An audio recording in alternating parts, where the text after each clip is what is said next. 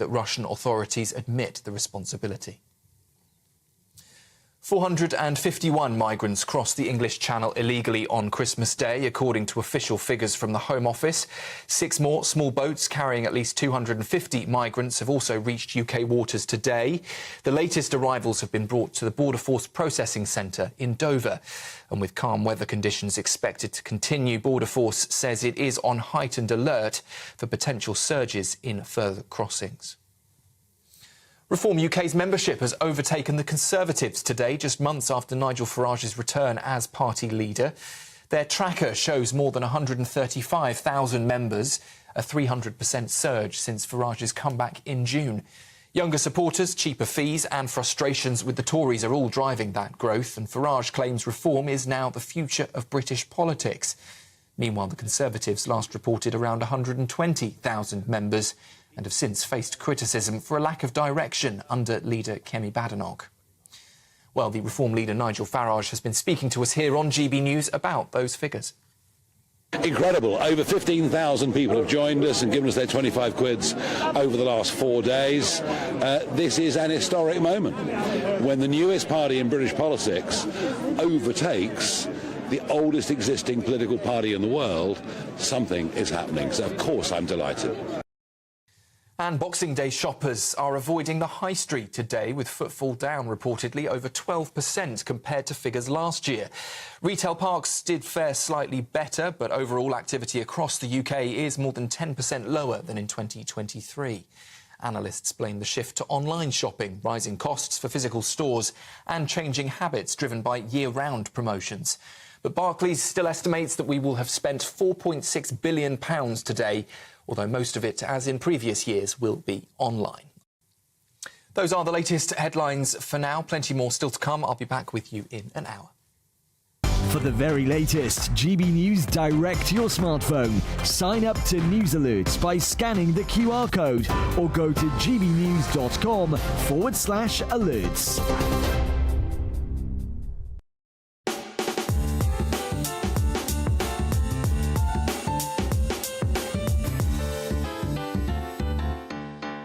Welcome to the Christmas special of Chopper's Political Podcast. This year we launched that podcast to bring you a different take on Westminster, the best stories, gossip and news from the heart of our studio at GB News here in Westminster. We've had a wide range of guests come in front of this microphone for you. I hope you enjoyed the shows. We've loved making them with the team here at GB News. Let me take you through some of the best moments of the past year. Pop star and now darling of the right, Holly Valance, became one of our first guests on Chopper's Political Podcast. Here's what she had to say. With me now is Holly Valance, who calls herself a Reform Ranger, and she's made me wear these glasses and this hat to interview her. Holly Valance, welcome to Chopper's Political Podcast. You look extremely masculine. Yeah. Does it suit me? I love it. You love it? It's a thing. Why are you here? I want to support this movement. I think it's got amazing legs. The room is 4,000 deep. People have spoken with their feet. They've paid to stay here in Birmingham. They've paid for accommodation, travel arrangements, food. They've taken a day off work. They can't be ignored. These are just regular people that love our nation. It's so lovely walking around. It's a really warm energy. Everybody's so excited to be here. The speeches have been fantastic and energizing. It's just really fun. You came a long way since we first spoken on the podcast, when you came out as this kind of right-winger, to use that language, left and right. It's basically all your fault, but now I'm just like living this far-right thug life, you know what I'm saying? Well, are you not far-right, are you? I think that's just a lazy attempt to slander anybody with reasonable views on incredibly dangerous levels of illegal immigration. It's just laziness, really. Is it an attempt to shut you down? Absolutely. It's delegitimizing tax-paying citizens of this nation that we love and honour, and by trying to slander you into being this insignificant loon, which is not what we are. How many friends have you lost since you came out as this individual with, let's call them right-wing views? Absolutely not one. No. Well, because the celeb world, if I can use that term, celebrity world, is quite politically risk-averse. often is virtue signalling, wants to try and indicate how warm and cuddly everybody is. Absolutely, but I'm not really in the industry anymore. And I've had people contact me from sort of LA and Melbourne and everyone to say, I'm so glad somebody just using common sense. You know, there's nothing you're saying that's that wild. They want you to think it's some crazed idea that we want to, you know, respect our traditions, our religion, our nation. And it's just sort of like playing with people's minds, but we need to refuse that. Is it quite sad that someone of your means, independent means, you're married, you've got children, you're a mum, you don't need to work at the moment, so you're able to say what you feel? Others haven't got the same freedoms, maybe? No, they don't, and that's the other thing that I get written to about is I wish I could say the things you're saying, but I'll lose my job, and that's pretty sickening. You know, there is that thing called free speech, apparently. And when I first met you at the PopCon convention, that was a Tory event, really. Nigel Farage was in the front row, but it was right-wing Tories. Since then, you've turned your back on the Conservatives. You could say that, but Lee Anderson was there too, and look at him go. So was Jacob Rees-Mogg. There you go. We're going to take a few others too. And you then toyed with becoming a Reform candidate at the election. Tell us about that. Well, look, I was very kindly asked would I consider. It's something that I think is an incredibly serious, important job. It wasn't right for me at the time. If at some point over the next 5 years that becomes more realistic, then I'd revisit that. But right now, I'm just supporting from the sidelines. It was quite a rush because I think Nigel Farage came out 2 weeks into the campaign as the new leader, didn't he? And then, you had like 48 hours to decide what your plans were, which is too little time. Absolutely, and I want to speak from a place of a sort of an educated viewpoint, so it would be better to represent perhaps my area where I know how the community lives, where the crime is, where the things are that aren't working for our community. So if at some point that happens, fine, but right now it's not even on my radar. Because you live in West London and you talked before about being mugged for your watch, or you've seen muggings? Constant. I mean, it's just getting ridiculous at this point, which I think is exactly what this government wants, complete anarchy. It's communism 101. That isn't the case. They don't want anarchy. They want to protect the streets, but maybe how they do it is not what you'd agree with. I would totally disagree with you, Chopper. How much have you donated to Reform UK?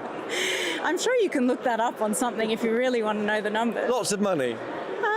I would like to donate more, but this is the starting funds, and you can advocate for someone and something that you believe in many, many other ways if you're not able to give monetary amounts. It's quite interesting. I've been asked for selfies here. They all like GB News amongst Reform UK supporters, perhaps no surprise. There is something stirring maybe here. It's really a very exciting time. I know we're all sort of reeling on this side of politics from the election, but I think there is hope. We need to mobilise, we need to start talking to one another and gearing up for the next few years and see what happens in 2029. Can Reform UK win the election? Nigel Farage says so. Oh, absolutely. Absolutely. Really? 321 more MPs from 5 at the moment? In this day and age, the way technology works and the way you can reach people with levels of communication all times of the day and night, there's no reason why it couldn't work. If you could change one thing, one policy in this government, what would it be? Right now? Well, I mean, obviously, the OAP is not getting their winter fuel allowance makes me feel pretty ill. But there's, I read 157 pages of the manifesto, and I can't name many of the policies because it was like, the back of a shampoo bottle says more. That's of all the parties, or just the Tory party? Particularly the Labour Party. Tories are organising themselves now. They're getting one of 4 candidates. Which one would you vote for? To be honest, I'm a very big fan of Suella, and so she's not really in the running now, so I think that's a shame. So who would you stand? There's Robert Jenrick, Tom Tugendhat, James Cleverly, Kemi Badenoch. No. I don't even want to really choose somebody. I think it's sort of doesn't really mean anything. The critics say the party has talked right and governed left. It hasn't really done what it said it would do. Is that what you feel? I think people are pretty disenchanted with the way things are gone. I was a Conservative small C for the last probably 15 years or so, and then voting for the Tories for the last couple of elections. And people have been frustrated with saying one thing and doing another, and all you have is your word in life. So if you can't stick to that, then you have nothing. And Nigel Farage is someone who can do that for you, you think? I think he's been very consistent. His foresight's insane. Go back and look at his speeches from 15 years ago, and everything that he says is going to happen does happen. So I want to listen to somebody that's a genuinely decent person. Yeah. He's got incredible foresight. I think he's a proper leader, and that's what we need. The Labour government seems unable to understand concerns about immigration. Why is that? I mean, is it a far-right issue for you? Not really. I'm reading it. I just finished an incredible book, The Naked Communists. And if you read it, you'll probably see a few familiar things that are happening in the world. If you want to know what's going to happen, read the history. So you think it's a bit wrongly expressed? I mean, if immigration is a concern. It's obviously a concern. I've got friends in different parts of the country that are like, oh, let's welcome everybody in. If you bring something to the table, absolutely, let's welcome everybody in. I've no problem with immigration. It's illegal immigration that's an issue. And letting anybody in, you don't know where they are, where they've come from, what they're going to do when they're here, and that's where we're finding the problems are. I don't think that's an unreasonable thing to have concerns about. Just finally, you're going to record a song with Nigel Farage. What's your plan over the next 4 years as this party careers towards the next general election? I don't know. It's kind of an exciting party to be involved with because they are always coming up with new and interesting ways to do things. It's really modern. It's really anti-politics, which I find so refreshing. What does that mean? It just means it's not the same stale old crap that everyone's been doing for a long time. It's fun. It's energetic. It's welcoming. It's part of being a community. It's talking to each other about things we're allowed to speak about until you're arrested in your house for doing so. It does feel that, I think, here. But the system is stale and old and crap. And so it does weigh against challenger parties. Yeah, there's lots of things that I don't know. I wouldn't want to perhaps introduce any ideas while Labor's in power, to be honest, and give them any great big ideas they can nick and then botch. Well, Holly Valance, Holly Candy, thank you for joining us today on Chopper's Political Podcast, and put on your hat and glasses just to ensure you'd come on.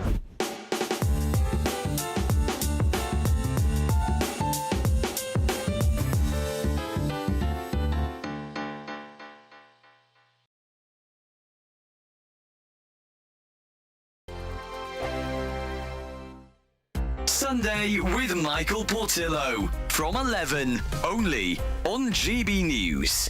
It seems that the younger generation's interest in literature is waning. Academics argue that educational policies have failed to encourage reading for pleasure, contributing to declining numbers of English literature students and a shift towards young adult books rather than classic novels.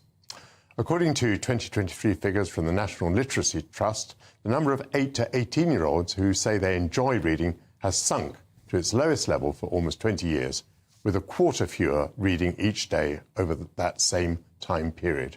To share more with us about this topic, I'm joined now by the journalist Charlotte Lytton. Charlotte, welcome back. Lovely to talk to you again. Tell us your perspective on this issue. What is happening? Well, speaking to academics, we can't deny, it seems, that there is a big problem here, and it starts right at school. As you read there, young children simply don't enjoy reading for pleasure as they did before. We can't deny that is also a massive part because of smartphones, because kids now are faced with all of these things vying for their attention. They just don't have to sit down and entertain themselves with a long book and nothing else as they did before. As we see from those figures with people going to study humanities at university, the decline is just going all the way because people simply are not interested in reading for pleasure as they were.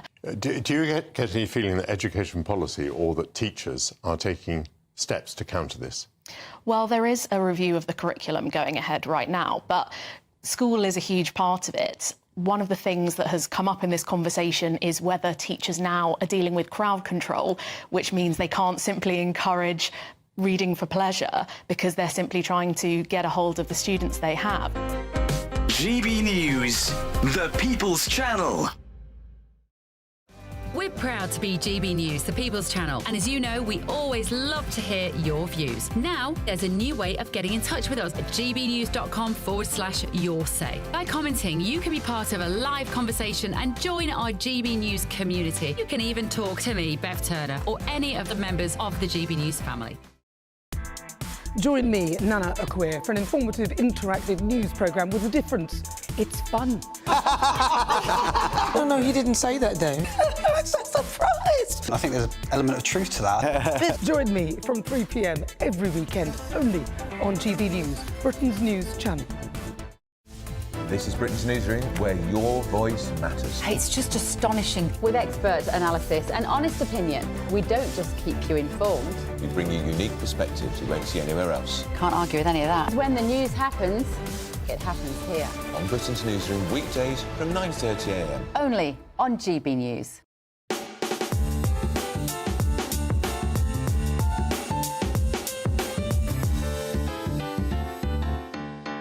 Welcome back to a Christmas special. I look back at the year through the eyes of Chopper's political podcast. GB News' political podcast. Now, back in September, I bumped into Wes Streeting at the Labour Party conference, and he spoke to our podcast then. Wes Streeting, thank you for joining us here. Great to be here. Great to be here with you. You vowed to save the NHS. Can you guarantee there won't be another winter flu crisis this year?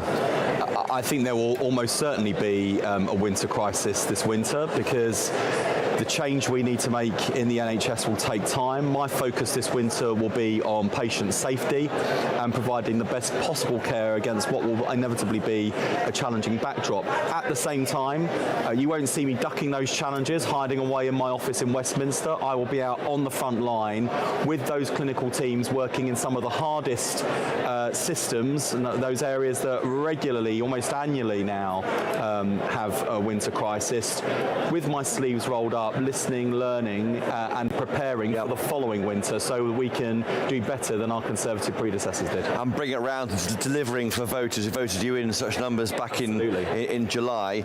We just moments ago heard your leader, Sir Keir Starmer, speak about everything as a perspective of government. He talked about immigration and controlling it. Do you worry about the impact on social care? You know how often we rely on immigrants to come in and help our social care system not collapse. Part of my responsibility as the Health and Social Care Secretary to help the Home Secretary reduce net migration in this country, because we do have an over-reliance, and two things can be true at the same time. Firstly, we're really lucky that we've got some amazing people from around the world who come to our country to provide great care in our NHS and social care system, and I'm grateful to those people. But we're also over-reliant, and I think, frankly, for a long time now, we've had a culture that says we won't bother to train our own homegrown talent, we'll just nick people from elsewhere, which is, I think, unfair on them, on those countries, but also unfair on people in our own country who might love the chance to work. Why do we do that? Why do we rely on overseas labour? Actually draining other countries of their nurses to support jobs here?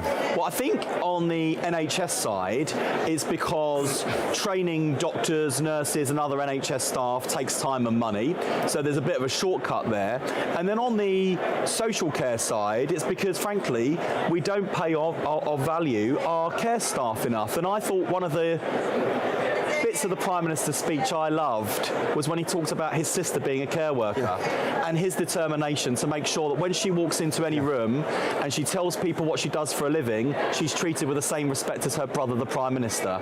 We will only be able to do that if we pay those workers fairly, which is why, as Keir's Social Secretary, I'm not going to let him down or his sister down, or more than 1 million care staff. I'm going to make sure that we pay them fairly with the first ever fair pay agreement and a real professional career structure for social care. You're a social care secretary, not a social secretary. That'd be a different job altogether. But you look at. I mean, I've done a bit of social secretarying here at the Labour Party conference. Do you know what, Chopper? It'd be really nice when people start calling me the social care secretary, not just the health secretary. Well, we'll do it from this day forward. It's not migration, net migration. What level would you be happy with? Tens of thousands? I was asked this earlier. It's hard enough being the health and social care secretary. I'm not going to try and be the home secretary. That is very much. How do we judge your success yes on this very idea. much of Cooper's front. I don't really believe in arbitrary targets, but the Prime Minister has been clear, the Home Secretary has been clear.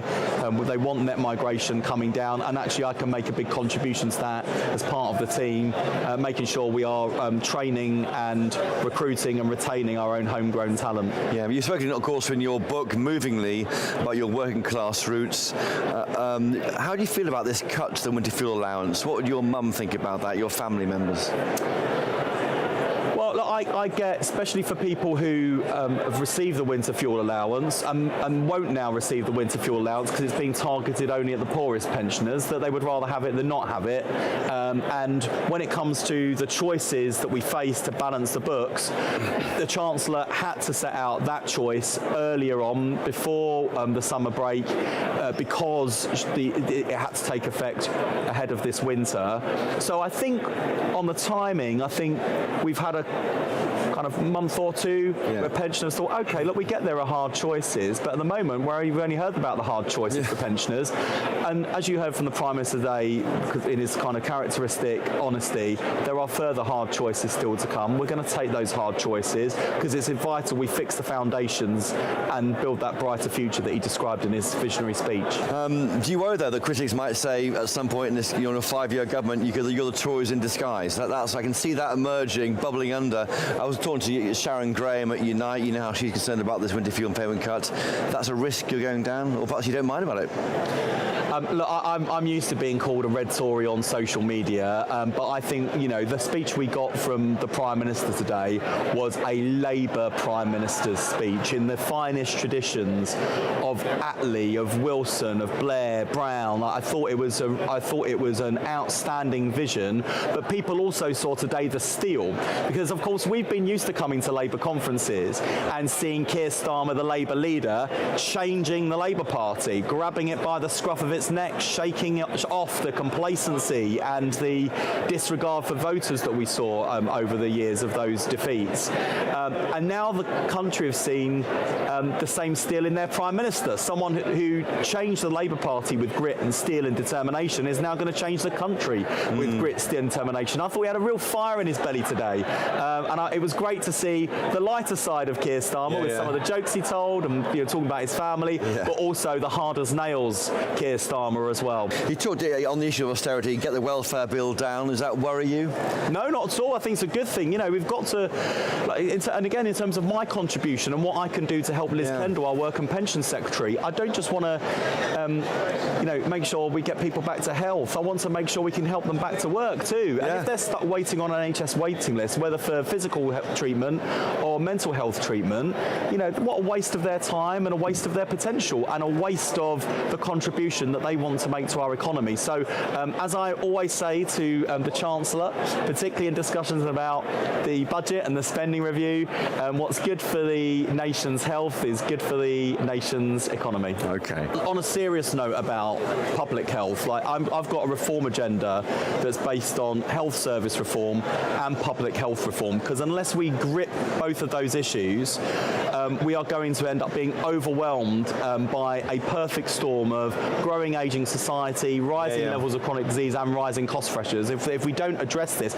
we will bankrupt the NHS and leave our country without its health service. But what I do want to do is to make sure that when it comes to the health of the nation, we're not just living longer, but we're living well for longer. And the tragedy of where we are today is that we're living longer but becoming sicker sooner, which is damaging for the economy, it's a risk to public finances. And also, let's not forget, because I've not been entirely reprogrammed by the Treasury to believe that we're all economic units, but it's really bad for people's quality of life as well. And I don't know about you, but in the future, when I'm in retirement, I don't just want to be looking back on a life well lived. I want to be living life to the very end. So that means, we've got to focus on health now for health in later life.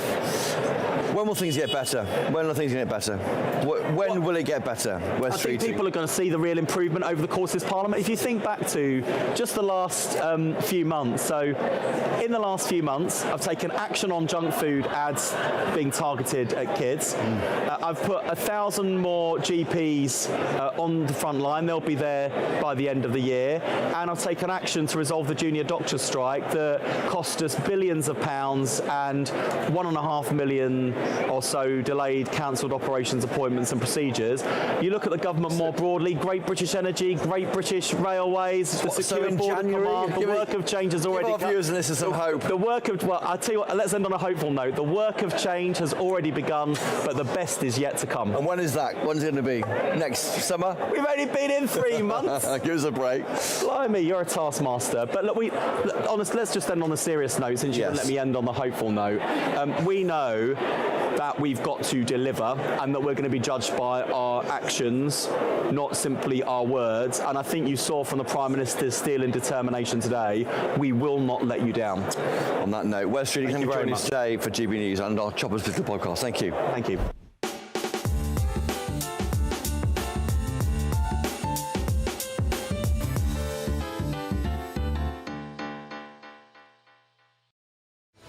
I'm Patrick Christie's. Every weeknight from 9, I bring you 2 hours of unmissable, explosive debate and headline-grabbing interviews. What impact has that had? We got death threats and the bomb threat and so on. Our job is to do what's in the best interest of our country. You made my argument for me. My guest and I tackle the issues that really matter, with a sharp take on every story. I'm hearing it up and down the country. That was a beginning, not an end. Patrick Christie's tonight from 9 p.m. only on GB News, Britain's news channel. Hello there, good evening. This is your GB News weather update provided by the Met Office. Hope you've enjoyed the festivities over the last couple of days. For the next 24 hours, though, our weather is in a very stagnant pattern, not too much change in there. The mist and fog that we've had around today is going to linger this evening and overnight for many central southern areas. It will turn denser and thicker in places, so some notable reductions in visibility around. Spots of drizzle also possible, with more coherent band of rain across the far northwest of Scotland. With the cloud around, though, temperatures aren't going to be too chilly overnight. Many of our towns and cities holding up at around 6 degrees Celsius. But it really is worth noting if you're heading back to work tomorrow morning, or if you're planning on any travels after the festive period, that there could be some tricky travelling conditions with all this mist and fog around, delays on roads, etc. So do take care when you are travelling. Perhaps the best chance of any brightness throughout Friday is going to be parts of eastern Scotland, Aberdeenshire, Angus, maybe into Shetland as well, seeing a few breaks in that cloud also. For the northwest of Scotland, though, this band of rain is going to be quite persistent throughout the day, quite damp, drizzly, unfortunately, for much of Friday. A second pulse perhaps moving its way into the Outer Hebrides as we head into the afternoon as well, for some heavier bursts arriving. Otherwise, for Northern Ireland, England and Wales, it remains very cloudy indeed. Cooler than some recent days due to that lack of sunshine, so many of us around 8 to 10 degrees Celsius. On Saturday, the front in the north that's bringing that rain is slowly going to push its way southeastwards, but it's going to make very slow progress. Behind that, though, we will start to introduce some slightly clearer and sunnier spells across more northwestern areas, perhaps arriving into Northern Ireland and the central belt of Scotland later on in the day. Some blustery showers behind that, with gales perhaps turning wintry in places as well, but to the south, it remains very cloudy throughout Saturday. Worth noting, into the new working week, it's looking like it could turn very unsettled, so it's worth staying up to date with the forecast. Bye-bye. It's Patrick Christie's tonight, and here we do things differently. It's explaining the absolute madness of this, doesn't it? It's explosive. I mean, this is very good. It's lively. 850. Your government sat there, Sean, and it did nothing. It's controversial. And the Middle East has been in turmoil since before I was born. It's everything you need to kickstart your evening. Everyone's had their Weetabix tonight. I love to see it. That's Patrick Christie's tonight, weeknights from 9 p.m. Only on GB News, the People's Channel, Britain's news channel. In the GB Newsroom, we bring you the news as it happens. With our team of dedicated journalists across the UK. We're ready to keep you up to date with what's happening every half an hour, every single day. Bulletins here on GB News, the People's Channel, Britain's news channel.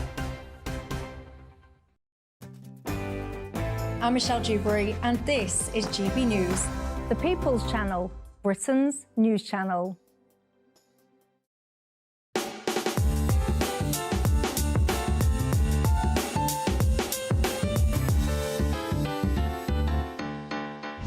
Welcome back to Chopper's Political Podcast, a Christmas special, a review of the year through the eyes of GB News' political podcast. Now, shortly after the election, I tracked down Suella Braverman, and she gave me this news about her plans not to stand for the Tory party leadership. We hear today, I think the European Scrutiny Committee is being wound up by the Labour government. You've got pensioners now losing, millions of them losing a winter fuel payment because you gave up power, your party gave up power 6 months before it had to. I mean, you must be some regret there. Well, I think this was a misguided... cataclysmic disaster to give up power 6 months early. Calling the election at this time was not the right thing to do. Again, that was another decision that Rishi Sunak's idea, which was nodded through by the cabinet. No one sat up and tried to stop him. But anyway, it was made by then. He told the king. I mean, he said, "I've told the king." It was a wrong and he announced decision. it as a fait accompli I to the do cabinet. believe we would have been able to, possibly try and get some results on immigration, net migration, for example. Interest rates falling. Interest rates falling. All the anyway. But I mean, on the European Scrutiny Committee, that is actually devastating. And this is the other thing: Brexit. Brexit is going to be undone by the Labour Party, mark my words. Whether it's explicitly or implicitly, they will start undoing the hard work of many decades, even before I was an MP, by veterans, Eurosceptic veterans who fought very hard over the years to secure our departure. You're looking emotional there. You're looking emotional. I do feel very, very heartbroken by that prospect. We were just emerging from the battles of Brexit. Again, talk about being demonised, just as an aside.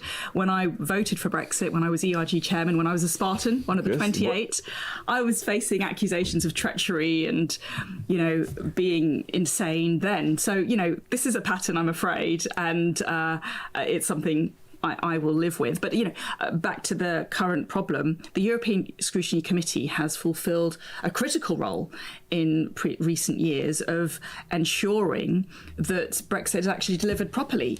They're just scrapping that. Just at the moment when the Labour government's about to try and do deals to get closer to the European Union, just at that moment when you might need some scrutiny. It's not a coincidence. It's a plan, because there will be less parliamentary scrutiny now on what the government makes at the executive level, and I am absolutely convinced they will make some agreement with the EU on free movement. I am absolutely convinced that they will do something on regulatory alignment.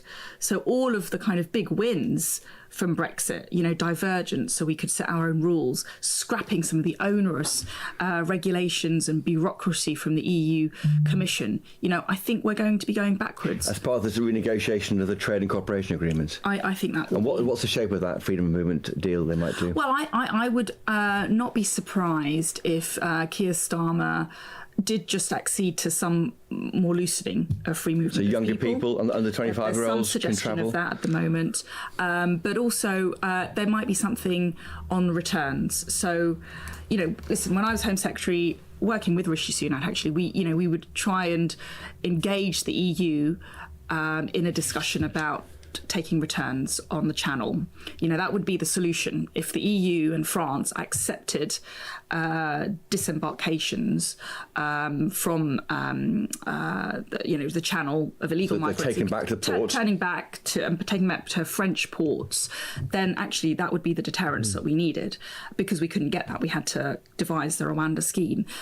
I would not be surprised if, with the new mood music and political allegiance between Macron and Starmer, there might be something along those lines. But the quid pro quo is what? There would be a big price to pay. Yeah, what is the price to pay? I am sure that would be something to do with regulatory alignment, something on single market and the European Court of Justice. Which weakens the point of Brexit, which is to go out on our own. Absolutely. A total undoing of Brexit and something on free movement. And ultimately, the EU, particularly France and Germany, have wanted to punish Britain. They wanted to punish Boris Johnson for Brexit. They wanted to punish any successor for Brexit. And so they were very intransigent. Because, just finally on Brexit, because Brexit was a power transfer back from Brussels, where a third of our laws were decided, unelected by unelected officials broadly, to the UK. It was a power given to your party, which I think your party failed to measure up to, which failed to do anything with, frankly. I think you're right, unfortunately. So it was a restoration. I call it a restoration of power and sovereignty back to the UK Parliament and UK parliamentarians. The buck no longer stopped with Brussels, it stopped with us. And you can see that play out on the debate on migration. we could no longer blame the EU for unprecedented levels of immigration. We had to take the blame ourselves because this was on our watch. It was within That's why voters are crossed. That's why they're crossed. We designed the points-based system very quickly after our exit from the EU, and we used it in precisely the way the voters did not want. We used it to increase the number of visas issued and reach a record level in 2022 of over 1 million work and study visas issued. This was before I was Home Secretary. So Boris Johnson did that. Come on, you've got to say it. It was on Boris Johnson's watch, yes. So the guy who drove that debate, he kind of cocked it up, maybe. On immigration, we totally failed. And just finally, Suella Braverman, it's great. And I saw that emotion there, and I've seen that before you when you were number 3, weren't you, in the Brexit department, and you were trying to drive, and you heard about the Theresa May's deal on Brexit. Yes. And that really got you upset at the time. That passion in you is what connects you, I think, to the party's base. Have you given up on ever leading the party again? I'm you and me talking. No one's listening to this. No one's listening, are they? No, I won't put myself forward again. I'm very happy. I've had a go, and I am here to support. I'm passionate about a Conservative revival. Yeah. And you're right. I do come to politics with a bit of heart and soul. It gets me into trouble sometimes, I admit, but I'm trying to speak in an authentic voice that people understand. But they respond to that. I've seen it at the Tory Party conference when you speak to them. They love it. They love it. And I love speaking like that, and I want to, and I do it because I have a deep and profound love of my country and the British people. But so you won't ever stand again for Tory leadership. Is that because you get one chance really at that?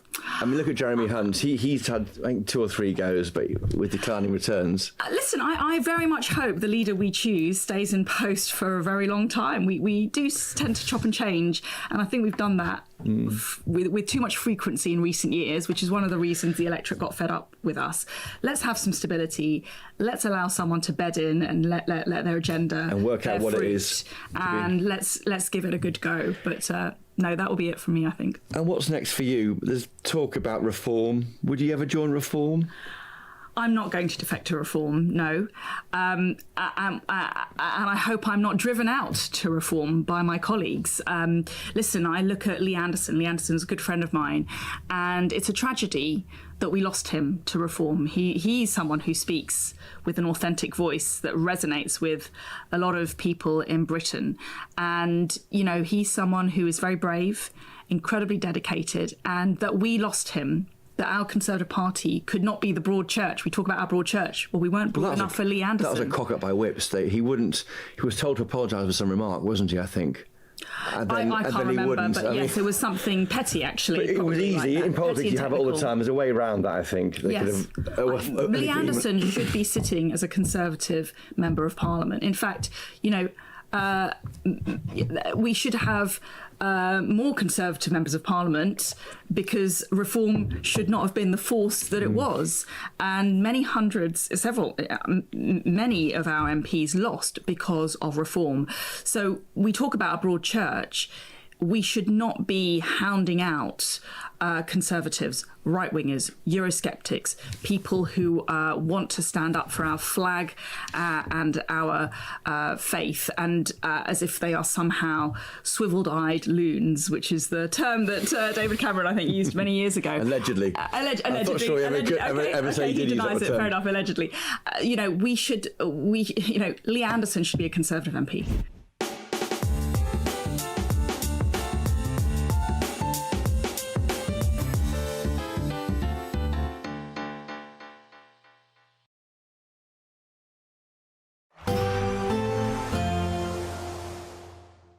I forecast a perfect holiday in the sun.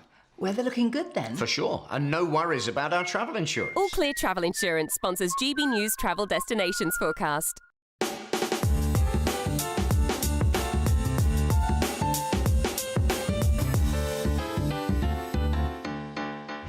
Welcome back to Chopper's Political... All Clear Travel Insurance sponsors GB News Travel Destinations. Good afternoon, Britain. Weekdays from midday. Well, it's interesting because I haven't actually been told specifically what I've done, Right. which has resulted in me being removed from my committee position, which was head of daytime. I started a podcast in September in which I interviewed Charlie Bentley-Astor, who's a detransitioner. I then also interviewed Graham Linehan and I wrote an article for his Substack. And shortly after that, I was told that I had been suspended and the university union started an investigation into me. And that very quickly became apparent to me that it was an interrogation of my gender-critical views rather than any sort of misconduct that I had been alleged to. Right. And Graham Linehan has been outspoken on issues relating to transgender ism, whatever you want to call it, gender ideology. And so perhaps just by having associated yourself with him as a controversial figure, that was why the investigation happened, you suspect? Yes, and already it's quite clear that guilt by association is a crime that you can commit within university societies. I actually purchased my free speech union membership way before this all happened, when a friend helped me edit the episode with Charlie, and he got in trouble with a separate society who told him that he must disassociate himself from me, and if he didn't, further measures would be taken. So at that point, I thought, well, I better put some damage control in place and purchase my membership in case anything happens to me. So this decision is made by the student union, right? Is that made up of fellow students? Or who's making this call? Well, that's actually part of my appeal. So the process has been completely improper. They haven't followed their own guidelines. There are two different guidelines as to whether a complaint is dealt with the society itself, so Leeds Student Radio, or the union, and it's basically been a mishmash of both. So it's been an improper procedure, but it is, as far as I'm aware, it's the student union who's decided to remove me. GB News, the People's Channel. Join me, Camilla Tominey, for a frank and honest discussion with those in power that cuts through the spin and gets to the heart of the issues shaping our nation. You haven't confirmed that you want to stand as leader, but you haven't ruled it out either. This report basically says that he's not fit to stand trial. Is he indecisive? Incompetent? I deliver the dose of reality Westminster needs. That's the Camilla Tominey Show at 9:30 every Sunday on GB News. The People's Channel, Britain's news channel. Good Afternoon Britain isn't just about us. The wonderful thing about this programme is it's about everyone watching. It's an interactive programme. Well, there absolutely is something to see here, and we're going to be talking about it more. Whether it's breaking royal news, Will, please bring us up to date, or indeed a particularly punchy speech in the House of Commons. Very, very curious. We bring it to you live, and then we bring you live reaction as well. That's Good Afternoon Britain, weekdays from midday. Only on GB News, the People's Channel, Britain's news channel.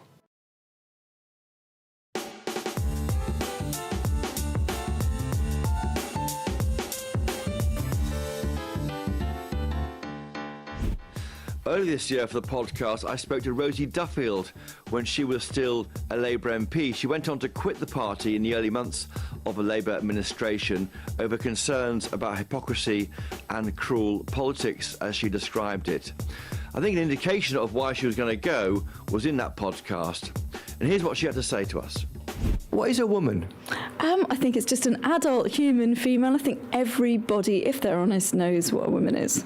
And that very thing you've said there is what's made you so controversial Apparently in the Labour so. Party. Now, why Yeah. is that controversial in the Labour Party? I think because we have an awful lot of very young student activists. A lot of people have conflated, for some reason, I'm not sure when this happened, the idea of gay rights, trans rights, being sort of anti-women's rights, which is obviously a load of absolute rubbish. Well, yes, some would say that that's, people going through changes, but I think there's been a change of thought on this since that Cass report came out from that paediatrician. Are you getting more support now for your position? Yeah, I mean, I think what she's done is she's vindicated those of us who've said, let's have a pause, let's question whether it's right to treat children as though they can make these life-changing medical decisions when they're literally children, and we don't allow them to make decisions on anything else, because why would we? Their brains haven't developed, and we're talking about decisions to mutilate your body that are irreversible. So she's just saying, let's pause and wait.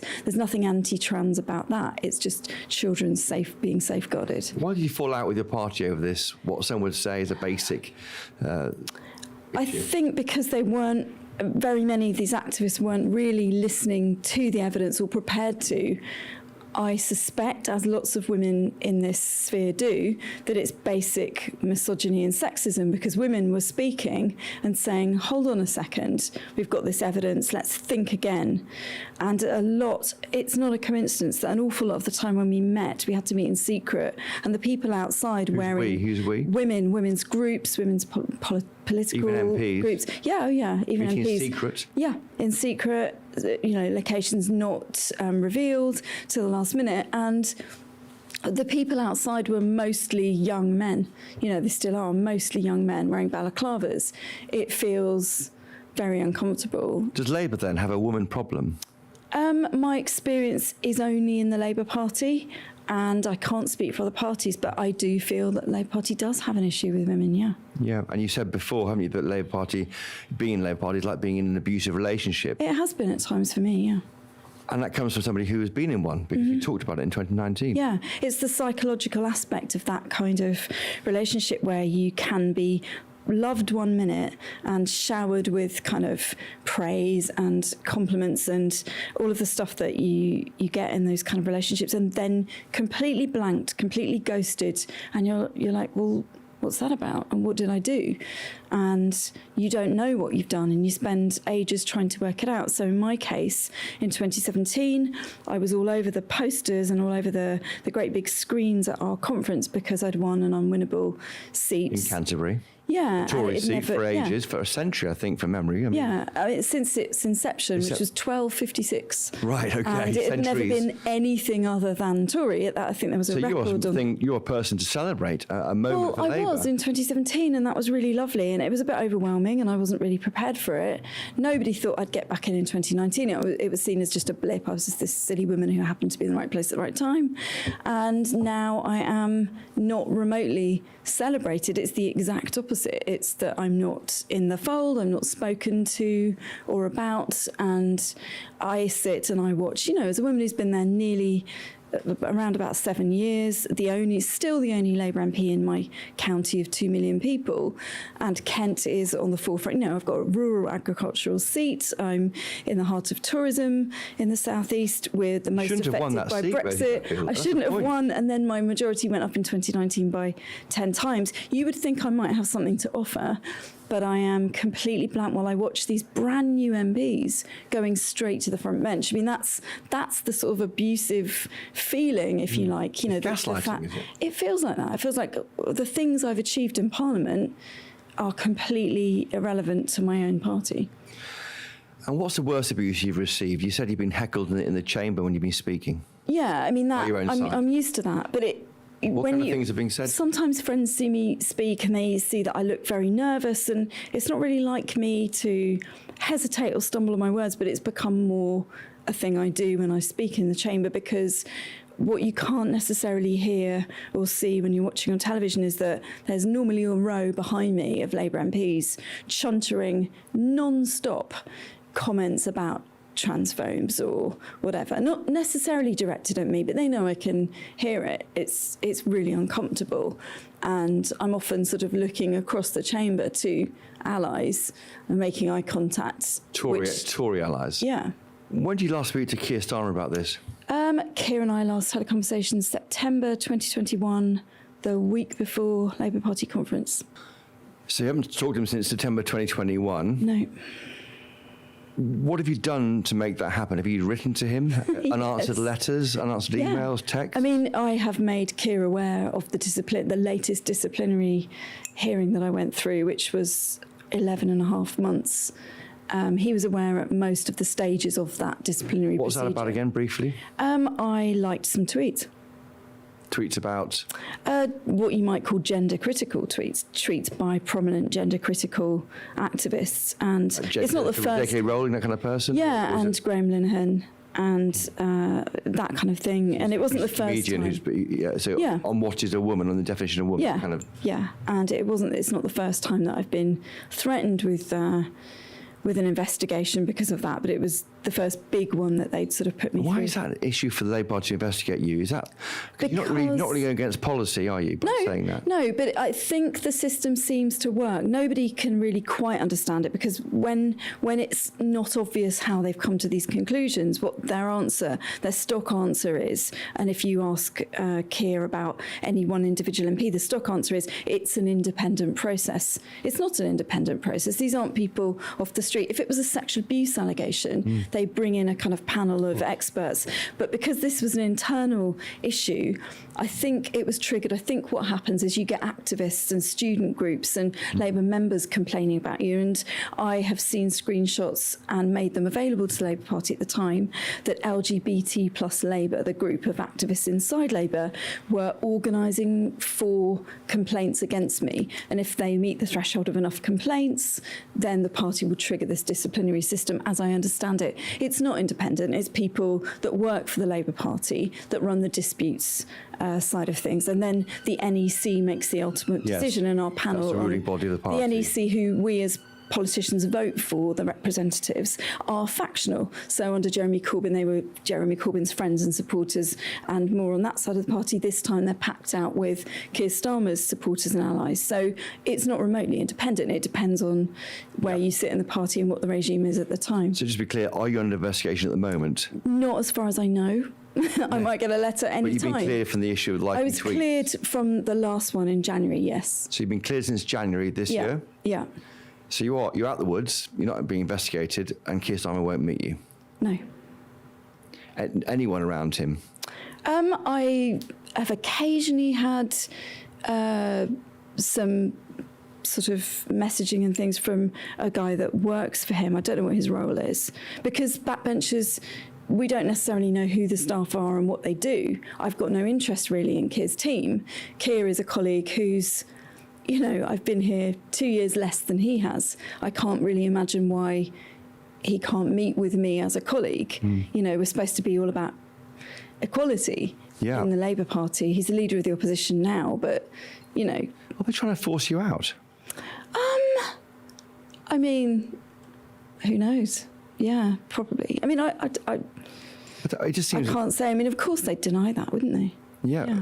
But do you feel, I mean... I have at times felt that that's very much the... You know, yesterday Wes was on... Wes Streeting was live on television and said, Rosie's a welcome member of the party and all that sort of stuff. One of my feminist friends hit the roof because it did come across as quite patronising, because what the question was had I had an apology or a meeting? That was me asking for GB News viewers. Yeah, and you did that as well. And it is very patronising when you see brand new MPs in their 20s go straight to the front bench. Yes. And you wonder why, because of course they haven't proved themselves or achieved anything at all in Parliament, and then you can't even get a meeting. You know, it's odd. And you've thought about, I mean, you're going to stand again at the election, aren't you, this year? I love my job. I don't want to leave my job, and I'm hardworking. And I think, you know, my team and I are quite successful, actually. Well, if you're increasing your majority in a former Tory seat, that's success.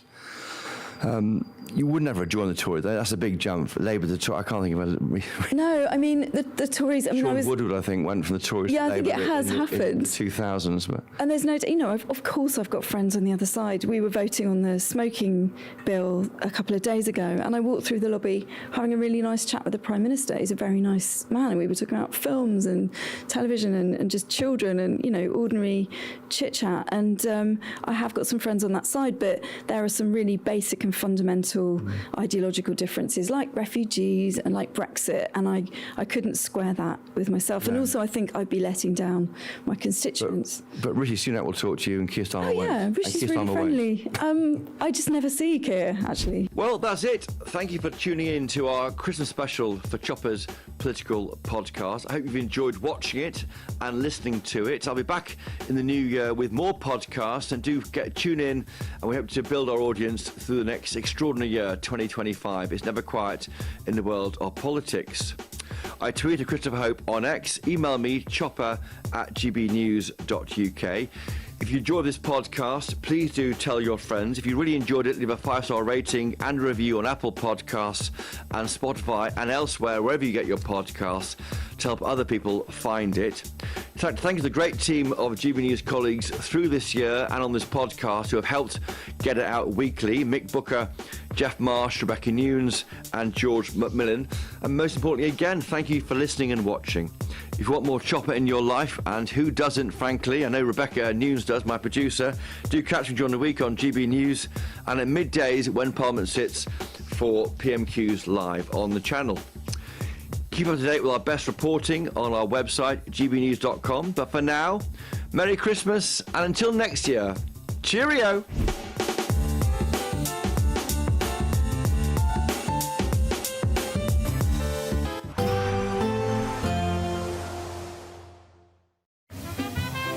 Heavy showers first thing will be followed by a warm, cosy day.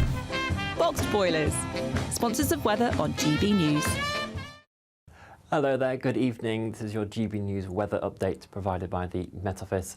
Hope you've enjoyed the festivities over the last couple of days. For the next 24 hours, though, our weather is in a very stagnant pattern, not too much change in there. The mist and fog that we've had around today is going to linger this evening and overnight for many central southern areas. It will turn denser and thicker in places, so some notable reductions in visibility around. Spots of drizzle also possible, with more coherent band of rain across the far northwest of Scotland. With the cloud around, though, temperatures aren't going to be too chilly overnight. Many of our towns and cities holding up at around 6 degrees Celsius.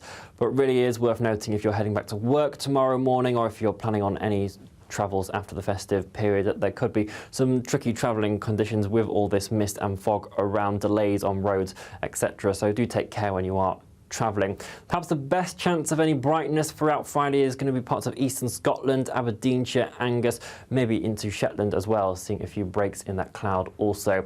For the northwest of Scotland, though, this band of rain is going to be quite persistent throughout the day, quite damp, drizzly, unfortunately, for much of Friday. A second pulse perhaps moving its way into the Outer Hebrides as we head into the afternoon as well, for some heavier bursts arriving. Otherwise, for Northern Ireland, England and Wales, it remains very cloudy indeed. Cooler than some recent days due to that lack of sunshine, so many of us around 8 to 10 degrees Celsius. On Saturday, the front in the north that's bringing that rain is slowly going to push its way southeastwards, but it's going to make very slow progress. Expect a warm front, moving from the kitchen right through to the rest of the house. Boxed Boilers, sponsors. Imagine getting the call to tell you that you've won £50,000 in tax-free cash, our biggest cash prize of the year. Oh my God. That's a big surprise. Oh my God. This is amazing. I'm in shock. I'd say don't hesitate, do it.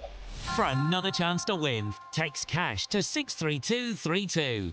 One entry costs £2 plus one standard network rate message. Or text bonus to 63232. 5 entries cost £5 plus one standard network rate message. Go to gbnews.com/win. Entries start from just £2. You can call 0903 681 3232. Calls cost £2 plus your network access charge. Or post your name and number to GB10 PO Box 8690 Derby DE1 9TT. UK only. Entrance must be 18 or over. Lines close at 6 p.m. on the 31st of January. Please check the closing time if listening or watching on demand. Good luck. Lee Anderson's Real World. Fridays from 7 p.m. I'm joined with Ryan Mark Parsons, who's a TV personality, a columnist, and he was on The Apprentice a few years back, weren't you? That's where most people would recognise your face from. One of the youngest contenders ever on The Apprentice. How did that work out? Well, you know what? I never in a million years thought I'd get on the show. I was 18 when I applied. There were about 6 months of auditions. It was intense. You met Lord Sugar's advisors, his lawyers, his business advisors. It was the most intense thing I've ever done. And I just thought, never in a million years am I going to get on the show as a teenager. And I got the call from the exec. And he was like, you're one of the 16 candidates. And it was just like, really? So I took a gap year. I've just finished my A-levels. I was working in Harrods before. And I just came up with this business idea, took it onto the show. And